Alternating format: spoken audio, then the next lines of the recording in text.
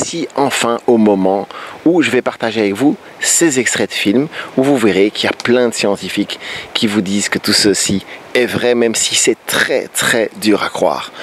En résumé, il faut comprendre que notre humanité, elle a commencé à dégringoler, surtout dans les années 80, avec ce qu'on appelle la période des dérégulations. Alors souvent, on parle des dérégulations pour l'économie. Effectivement, on a dérégulé tout le bazar. Maintenant, ils font tout ce qu'ils veulent. On voit bien à quoi ça mène. Mais c'est la même chose dans l'alimentation. Encore une fois, dans les années 80, l'aspartame, qui est un produit maintenant qu'on retrouve soi-disant qui n'est pas sucré dans toutes les boissons light, eh ben l'aspartame, en fait, quand elle a été présentée à la Food and Drugs Administration aux États-Unis, eh bien, elle a été refusée en bloc et interdite à la consommation. Et en fait, quand Reagan a été élu, eh bien, tout simplement, ses amis qui l'avaient fait élire, c'est les potes de l'aspartame, et l'aspartame a envahi le monde.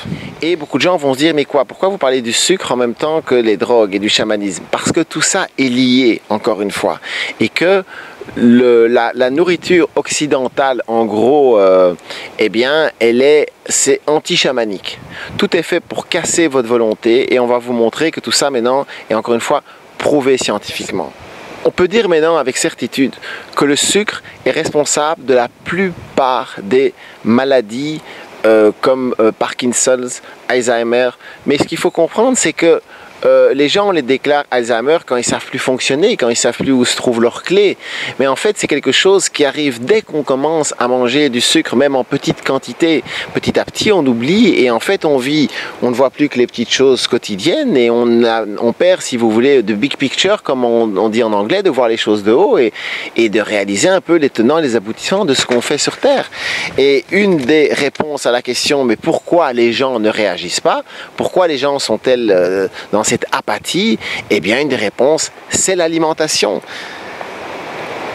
Si on mange un petit peu de sucre tous les jours, on rejoint quasi automatiquement le groupe de l'apathie mondiale, à savoir le troupeau qui parfois il gueule, d'accord, mais quelque part il continue à rester dans ce système, donc à nourrir et à être nourri de ce système d'une manière ou d'une autre, et ce système, ben, il va vers une destruction de toute vie sur Terre.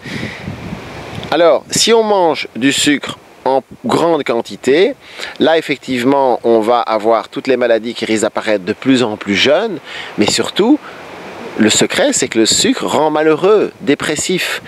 Et on voit les enfants qui en ont mangé trop, eh ben en général c'est ça qui crée ce qu'on appelle soi-disant l'hyperactivité.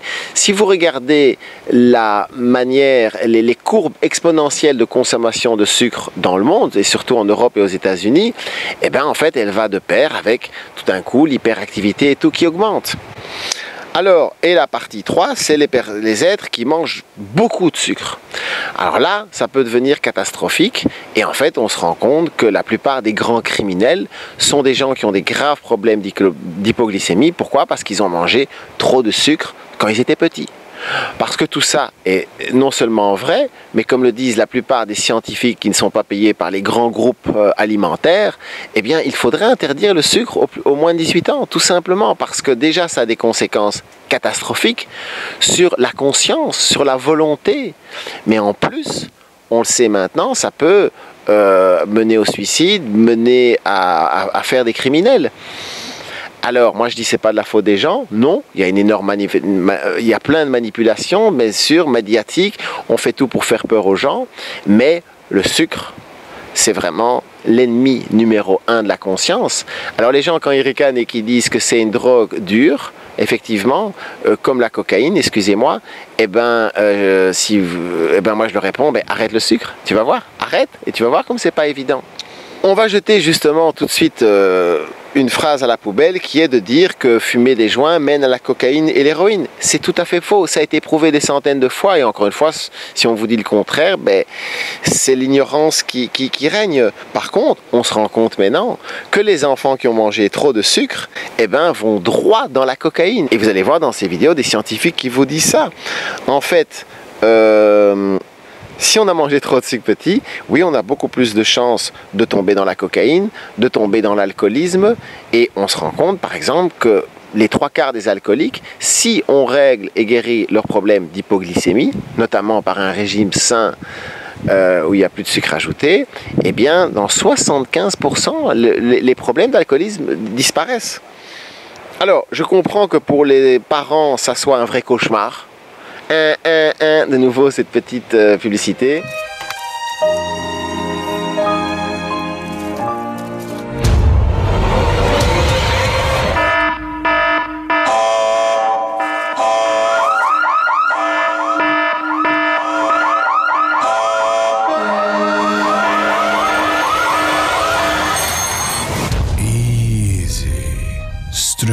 Danish liver pate. Mais au moins, si vous n'arrivez pas à les priver complètement de sucre, ce que je peux comprendre, j'essaie vraiment de mettre votre place, c'est un cauchemar. Surtout, évitez au moins le glucamate et l'aspartame, au moins ça. Parce que si vous ne faites pas ça, vous pouvez être les parents les plus adorables du monde, mais sans le vouloir, vous allez vraiment détruire une grande partie de leur vie, à commencer par leur vie actuelle.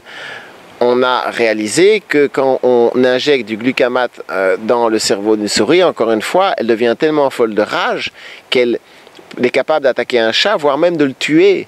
Et donc, il faut vraiment comprendre que la folie du monde est maintenant accentuée par le sucre et tous les aliments qui créent l'hypoglycémie. Parce qu'on va juste vous parler du sucre, du glucamate et de l'aspartame, mais il y a entre 2 et 3 000 additifs qui sont utilisés dans la nourriture. Et donc, essayez de ne pas acheter des plats préparés. Si vous mangez du chocolat, d'acheter du chocolat artisanal et tout, mais pas des confiseries où ils vont mettre plein de choses.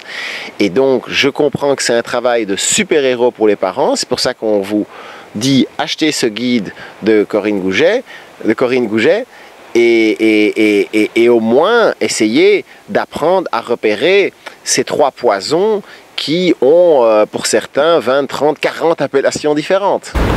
Allez, on a assez blabla, on lance le film, ok. Est-il exact que le sucre est toxique? Comment peut-on poser cette question sans passer pour un alarmiste?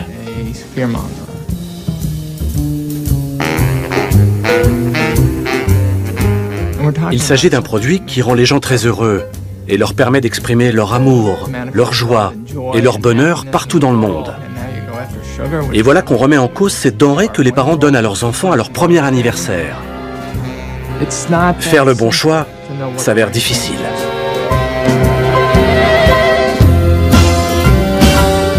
La polémique est née suite à un article du New York Times affirmant que le sucre était toxique. Le sucre est-il toxique? J'en suis persuadé. Ne craignez-vous pas que ça paraisse excessif? Bien sûr que oui. Mais c'est la vérité. Vous dites que le sucre est un poison, à haute dose. Pourquoi ne pas dire carrément que le sucre c'est Hitler? Robert Lustig, médecin spécialiste de l'obésité infantile, a écrit un livre, Fat Chance. Le sucre est très pernicieux. Il provoque l'obésité et par là même toutes sortes de problèmes métaboliques. L'hypertension, le diabète, les maladies cardiaques et sans doute aussi le cancer et la démence. Voilà, et donc vraiment comprendre, le cancer et la démence. Vous comprenez? Et déjà, petite dose, c'est une folie. Mais vous l'acceptez quand même, que le monde devient fou. Vous l'acceptez. Je sais que ça fait sortir de son truc, ok? Voilà, alors... c'est petit à petit, il faut petit à petit se mettre ces idées dans la tête au début, enfin voilà, il faut se les répéter et tout, si en tout cas vous comprenez qu'elles sont justes en utilisant votre intelligence, votre vraie intelligence, votre réflexion, votre compréhension. Et c'est sûr qu'une des manières en plus justement de réparer vos connexions dans le cerveau, c'est aussi en cherchant à comprendre, parce qu'alors vous réactivez des fonctions du cerveau qui sinon, ben, c'est comme les muscles, au moins vous les utilisez, au moins en fait elles fonctionnent. Ouais, c'est vraiment un entraînement pour stopper des réflexes profondément ancrés et pour pouvoir en amener d'autres pour pouvoir compenser, remplacer. Et donc ici, c'est tous des morceaux de talk show américains. Encore une fois, vous pouvez aller voir l'émission en entier. Moi, ce que je vous conseille, c'est d'aller voir toute la série et toutes les émissions qu'on vous dit, c'est-à-dire Cache à l'investigation, Le doux mensonge du sucre et Drogue et cerveau. Et Drogue et cerveau, voilà quoi, les 5, 6 ou 7 émissions qu'il y a sur Arte. Vous dites qu'on doit être désintoxiqué. C'est une plaisanterie? Non, pas du tout. Il ne faut plus vendre de coca aux mineurs. Si les parents veulent que leurs enfants boivent du coca, qu'ils l'achètent eux-mêmes.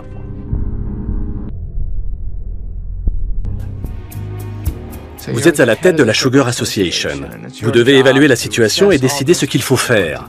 Les producteurs de sucre et les entreprises agroalimentaires vous paient pour prendre un certain type de décision. Et ils ont recours à une agence de communication pour élaborer une stratégie commerciale. Le but est de s'assurer qu'il n'y ait jamais de conclusion irréfutable. Ils ont financé des programmes de recherche et fait appel à des conseillers scientifiques pour les inciter à donner leur version des faits. Dès le début, c'était vraiment une démarche internationale. Au départ, il y avait les États-Unis, le Canada, Cuba, Haïti. À la fin des années 60, la Sugar Research Foundation s'est rebaptisée International Sugar Research Foundation. Preuve que l'industrie sucrière était menacée à l'échelle mondiale. Maintenant, il y a la Grande-Bretagne, l'Australie, l'Afrique du Sud, la France, la Belgique. Tous ces pays se rassemblent dans un seul et même objectif: ne pas dire que le sucre provoque des maladies. Ils doivent garder le flou pour que les responsables politiques ne puissent pas affirmer de manière catégorique que le sucre est néfaste pour la santé. Il faut brouiller le message. Vous pouvez passer beaucoup de temps à penser à toutes les manières dont le gouvernement mondial fait et cette culture fait pour vous tenir à terre, mais le plus important, c'est ce que vous mettez dans votre corps. C'est beaucoup plus important que la pollution électromagnétique, les chemicals s'ils existent et tout ça. Ça, c'est important. Et là, dans ce film, on va vous montrer que c'est plus de la blague maintenant. Il est prouvé scientifiquement par des milliers de scientifiques, c'est tout, le sucre est en train de rendre le monde fou. Vous allez voir, je vais vous décortiquer toute une conférence d'un médecin très connu aux États-Unis qui vous explique par A plus B que les 3/4 des criminels durs, ceux qui tuent, ceux qui violent, ce sont des gens qui ont des problèmes d'hypoglycémie. L'une des choses les plus intéressantes, c'est les effets de la nutrition sur la génétique. La nourriture peut contrôler l'expression des gènes, actifs ou non actifs.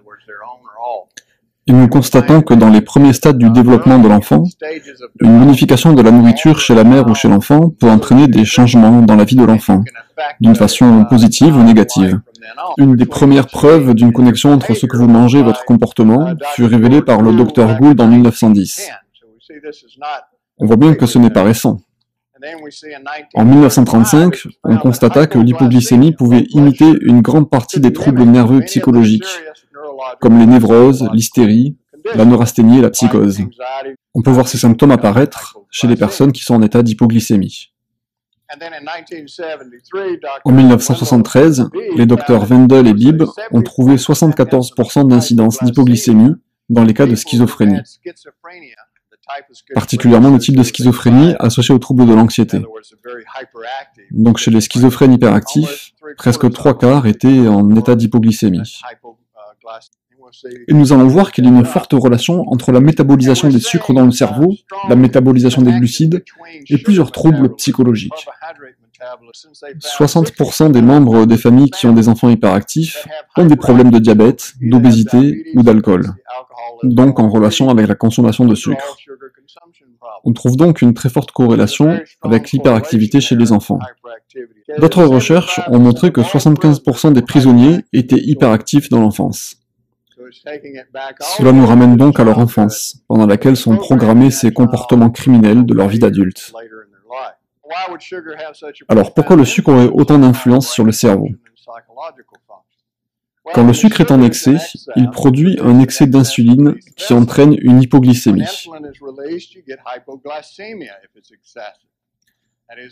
Quand le taux de sucre dans le sang chute, il se produit deux choses. D'une part, le corps essaie de remonter le taux de sucre dans le sang parce qu'il en a besoin pour son métabolisme.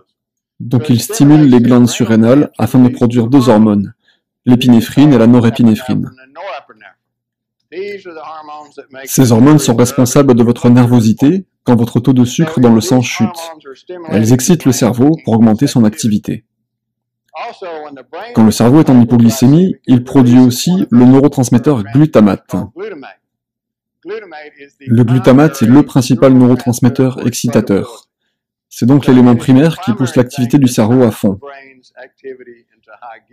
Donc les deux, épinéphrine, norépinéphrine et glutamate, produisent un état d'hyperactivité.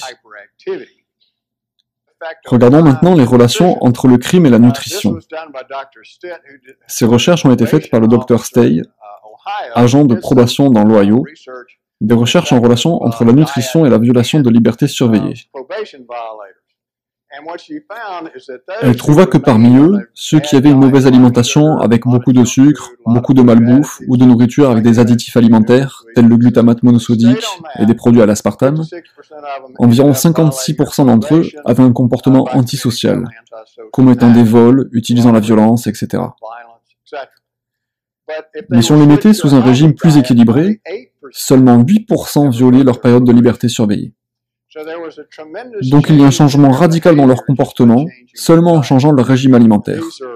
Et ces gens sont des criminels. En ce qui concerne les drogues et les abus de drogue, les résultats sont similaires. Parmi ceux qui continuent leur régime normal avec beaucoup de sucre et de malbouffe, 47% continuent à utiliser de la drogue durant leur période de liberté surveillée. Alors que pour ceux qui sont mis sous régime alimentaire contrôlé, seulement 13% prennent de la drogue pendant leur période de liberté surveillée. Ce ne sont donc pas des effets mineurs, mais des effets majeurs qu'il ne faut pas négliger. Ils ont aussi trouvé qu'il y avait une relation importante avec la diminution des suicides. Il y a donc une corrélation entre ces régimes sucrés et de malbouffe et les comportements suicidaires. Dans le système de prison d'Alabama, ils ont fait les mêmes études, en changeant le régime de leurs prisonniers. Il y a eu une réduction de 42% des actes criminels, une réduction de 61% des actes antisociaux sur l'année, et donc encore un exemple flagrant de l'influence du régime alimentaire sur le comportement. Voici maintenant des études qui ont été faites dans des prisons de 5 États. Ils ont cherché des carences chez les criminels adultes, en magnésium, en zinc, en folate, en vitamine B6. Il a été trouvé que dans ces 5 États, ce sont les criminels les plus violents qui ont le plus de carences. Donc le plus de violence, le plus de carences. Ce n'est pas seulement pour l'hypoglycémie. Au centre pour enfants d'Oklahoma, il y a une étude qui a trouvé qu'il y avait une réduction de 43% des crimes en changeant le régime de malbouffe des jeunes délinquants. Comme si cela ne suffisait pas, ils ont voulu essayer d'être un peu plus objectifs sur ces résultats. Et pour cela, ils ont étudié les électroencéphalogrammes des prisonniers. Ils ont donc trouvé chez les prisonniers violents environ 14 anomalies dans leurs électroencéphalogrammes. Avec le changement de régime, ces anomalies sont passées au nombre de 2. Ils ont trouvé que même de petites carences peuvent entraîner un comportement criminel chez les individus sensibles, qui sont très nombreux. Regardons maintenant les cas de criminels violents et leur consommation de sucre. En 1900, les Américains consommaient environ 2 kg de sucre par an et par personne. Ce n'est pas beaucoup. Maintenant, ils consomment plus de 58 kg de sucre par an. Une augmentation de 2500%. Nous avons vu beaucoup d'études fiables prouvant que la consommation de sucre est responsable directement d'un comportement criminel et d'actes de violence et de délinquance. Et pourtant, on en mange plus que jamais. 57% du sucre vient de l'alimentation industrielle. Il ne provient pas seulement de la cuillère de sucre que l'on met dans son café, mais il est caché dans l'alimentation industrielle. Les sources principales de sucre sont les jus de fruits et les sodas. 43% du sucre total proviennent de ces deux sources.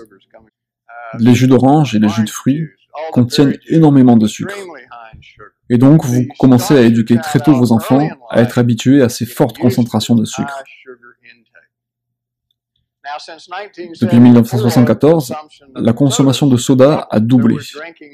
Les ados boivent l'équivalent de 54 cuillères à café de sucre par jour, juste avec des sodas. Les nutritionnistes disent que la limite devrait être moins de 10 cuillères par jour. Donc ils en consomment 5 fois plus et certains 10 fois plus. On sait qu'au niveau du métabolisme, quand on consomme beaucoup de sucre, cela augmente énormément la production de radicaux libres dans le cerveau. Et cela produit des modifications sur les protéines dans toutes les cellules qui augmentent aussi les effets de ces radicaux libres. En gros, cela fait vieillir beaucoup plus rapidement toutes les cellules de votre corps, et en particulier les cellules du cerveau.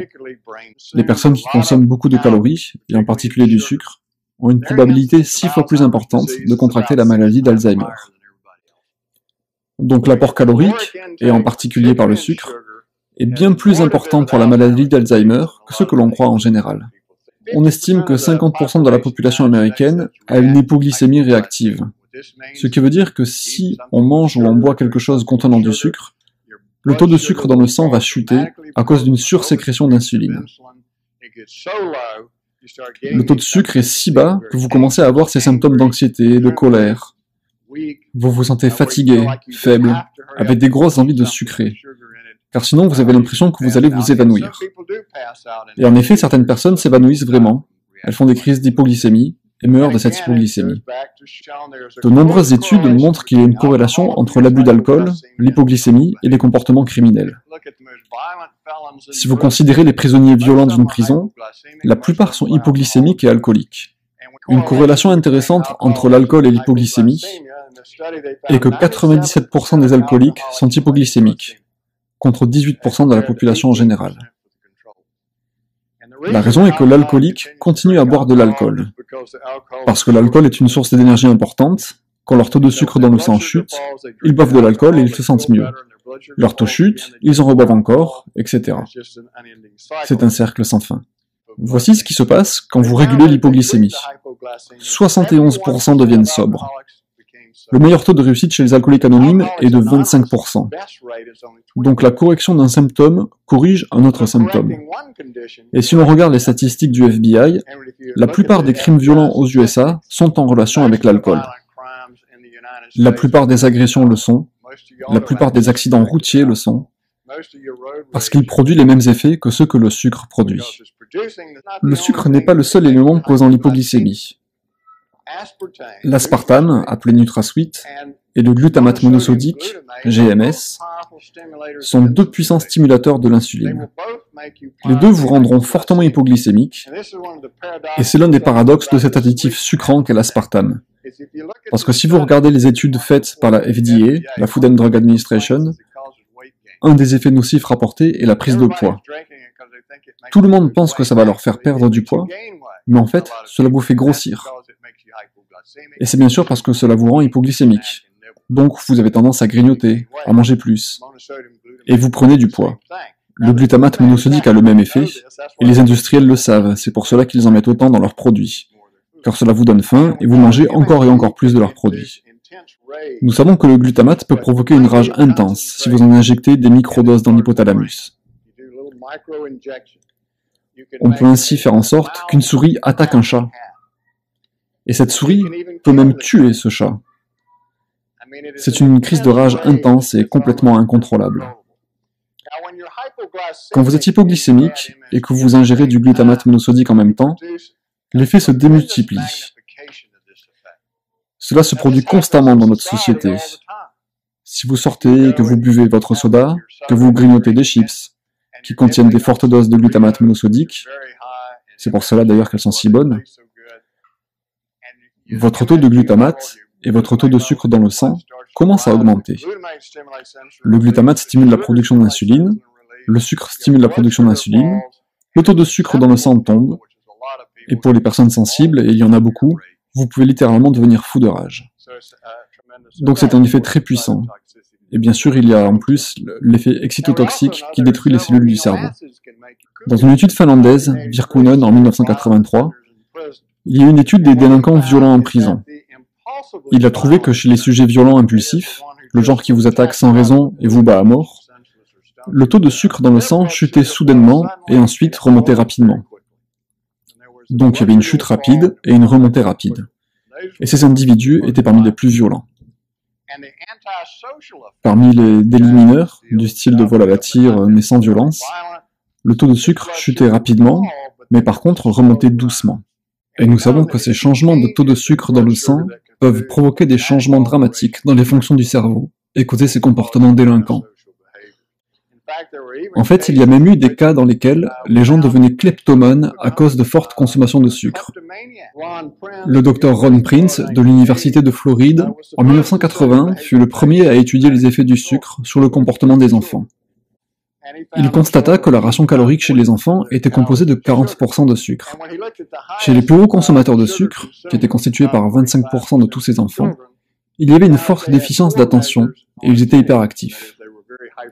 C'était ce genre d'enfant qui se balance contre le mur et que l'on met ensuite sous Ritaline. La docteure Jane Goldman de l'Université de Connecticut en 1986 a fait une expérience intéressante. Elle a donné à des enfants la dose de sucre que l'on trouve dans un Coca-Cola. 30 minutes après l'ingestion, les performances mentales ont chuté de façon significative. Et cette chute était à son maximum 1 heure après l'ingestion. Elle a aussi constaté que les enfants qui buvaient du Coca-Cola commettaient 2 fois plus d'erreurs que ceux qui n'en buvaient pas. Donc la consommation de sucre est bien en relation avec la capacité de penser correctement. Les effets nocifs arrivent généralement 1h30 après la consommation de la boisson. Judith Wurtman et son mari sont neuroscientifiques et ils travaillent au MIT sur la nutrition du cerveau. Ils ont trouvé une forte corrélation entre la consommation de sucre, le comportement et les taux de sérotonine dans le cerveau. Toutes ces drogues, que l'on appelle des ISRS, des inhibiteurs sélectifs de recapture de la sérotonine, sont des drogues qui régulent et qui augmentent la production de sérotonine dans le cerveau. Malheureusement, chez certaines personnes, ces drogues diminuent le taux de sérotonine et ces personnes se suicident ou commettent des meurtres. Quand on regarde les faits divers où les enfants à l'école tuent, comme l'exemple de Columbine, on voit que tous prenaient ces drogues antidépressives. Donc on rend des enfants meurtriers en diminuant leur taux de sérotonine, alors qu'on pensait l'augmenter. On sait que le taux de sérotonine est en corrélation avec le taux de sucre. Et vous pouvez créer des souris tueuses, comme je vous en ai parlé avant, en diminuant leur taux de sérotonine dans le cerveau. En regardant aussi les études sur les Indiens Kola des Andes au Pérou, une tribu très violente, avec des meurtres, des viols, etc., on voit que 55% de ces hommes sont hypoglycémiques. Et c'est toujours les responsables de ces actes les plus violents qui étaient les plus hypoglycémiques. Leur régime principal est fait de pommes de terre. Et la pomme de terre est très fortement hypoglycémiante. Et combien d'entre nous n'avons jamais mangé de frites? Les pommes frites sont fortement hypoglycémiantes. C'est comme manger du sucre. Eger et Carter, en 1985, et ceci est une étude très connue, prirent 76 enfants hyperactifs et les mirent sous un régime faible en glucides, qui élimina aussi beaucoup des colorants alimentaires. Ils ont trouvé que 82% d'entre eux ont eu une amélioration du comportement et que 28% sont redevenus normaux. Et pourtant, c'était des enfants vraiment très durs à contrôler. Les réactions les plus violentes pour les colorants alimentaires furent pour le colorant jaune numéro 5, qui est la tartrazine, et pour le benzoate de sodium, qui sont des additifs alimentaires très courants. Les réactions d'allergie alimentaire les plus courantes étaient avec le soja, à 73%. Et pourtant, c'est la mode du soja dans ce pays, avec du lait de soja, du soja par-ci, du soja par-là, en pensant qu'il aide à prévenir tout un tas de maladies. Ensuite, le lait de vache à 64%, puis le chocolat à 59%. Donc l'aliment le plus nocif est le soja. On nourrit les bébés avec, et leur maman, et tout le monde consomme ces produits contenant du soja. Comme je l'ai déjà dit, la sérotonine régule les fonctions du cerveau en charge de résister au comportement agressif. C'est le neurotransmetteur le plus en relation avec la dépression et le suicide. Quand ce taux est bas, on a un taux de suicide important, un taux de dépression important, un taux d'agressivité plus important. Le maïs contient une faible quantité de tryptophane, qui est le précurseur de la sérotonine. Donc, il y en a une faible quantité dans tous les produits à base de maïs, les cornflakes, la farine de maïs, etc. Donc si vous mangez beaucoup de produits à base de maïs, vous réduisez votre capacité à sécréter de la sérotonine. Vous avez plus de chances de souffrir de dépression et plus de chances de suicide. Cette étude, probablement une des plus grandes jamais faites, porte sur 1,1 million d'enfants dans les écoles publiques de New York. Elle montre qu'en donnant une simple dose de multivitamines journalière, sans même que ce soit un complexe multivitaminé adapté, cela augmente sensiblement les résultats aux tests scolaires. Voici les résultats. Les barres noires représentent ici le régime classique des enfants. Et année après année, les variations des résultats aux tests scolaires. Ils ont pris une partie de ces enfants et ont changé certains éléments de leur régime alimentaire. Et il y a eu une augmentation considérable dans la réussite aux tests. L'année suivante, on enleva encore quelques autres aliments nocifs, et les bons résultats ont encore augmenté. L'année suivante, sans rien changer de plus, les résultats se sont maintenus. Et l'année suivante, on a encore enlevé des additifs alimentaires, et les résultats ont encore progressé. Donc vous voyez qu'il y a une influence profonde sur les fonctionnements du cerveau, au niveau intellectuel, juste en changeant l'alimentation. Donc la plupart de ce que vous faites et de ce que vous mangez est nocif pour votre mémoire, votre potentiel d'apprentissage et vos capacités intellectuelles. Et ceci est visible pour des carences modérées et non pas des grosses carences. Une des relations intéressantes avec les allergies alimentaires concerne la schizophrénie. Une équipe de recherche suédoise a trouvé des relations intéressantes entre schizophrénie et allergie alimentaire. Ils ont trouvé que chez les schizophrènes, 88% étaient allergiques au blé, 60% au lait, 50% au maïs et 100% à la gliadine et au gluten, qui se retrouvent dans le pain, les pâtes, les gâteaux, les biscuits et dans tous les produits céréaliers. Tous sont donc allergiques au gluten. Donc ce qu'ils ont fait dans un grand hôpital psychiatrique est qu'ils mirent un groupe sous régime sans gluten ni gliadine. Presque tous sont redevenus normaux. Tant qu'ils sont restés sous régime sans gluten, ils sont restés normaux. Mais une toute petite dose de gluten les refaisait repasser schizophrènes. Et ils devaient être internés. Donc cela montre les terribles effets que cela peut avoir sur le fonctionnement du cerveau. Et cela peut se terminer à l'asile. Beaucoup d'allergies alimentaires vous rendent accro à l'aliment auquel vous êtes allergique. Et donc vous voyez des gens qui sont allergiques à un certain aliment, et c'est justement à cet aliment qu'ils sont accros. Et bien sûr, à chaque fois qu'ils en mangent, cela les rend malades. Il y a énormément de personnes qui se plaignent d'avoir l'esprit embrouillé, d'être incapables de penser clairement. Vous trouvez l'aliment allergène et vous le supprimez, et ces gens sont abasourdis et surpris de voir comment leur esprit est devenu clair. Les mêmes effets se retrouvent avec la survaccination. C'est pour cela que vacciner les enfants avec tellement de vaccins produit tous ces troubles neurologiques.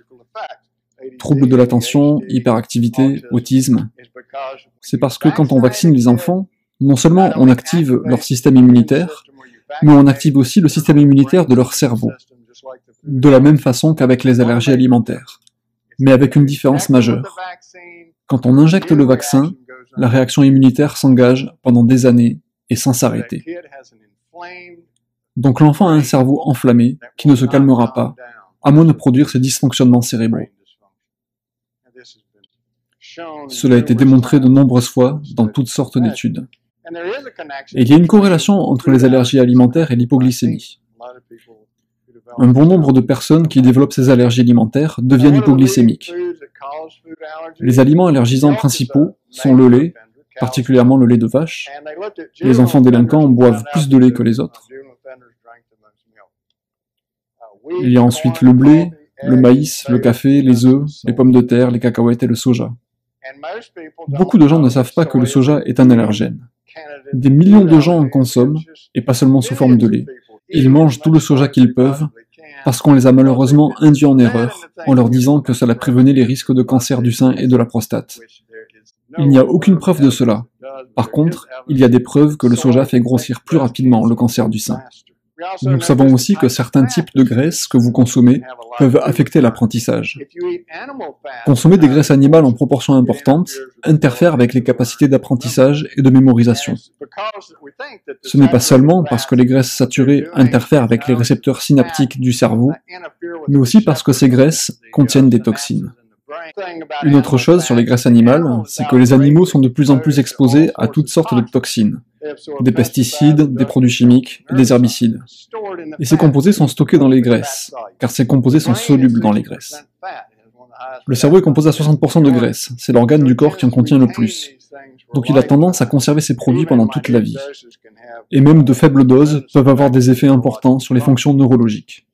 L'équilibre de vos hormones, testostérone, œstrogène et thyroxine, peut faire une grande différence. Les œstrogènes artificiels sont toxiques pour le cerveau, alors que les œstrogènes naturels protègent le cerveau. On voit des études qui montrent une augmentation des attaques, de la démence, avec des traitements aux œstrogènes artificiels.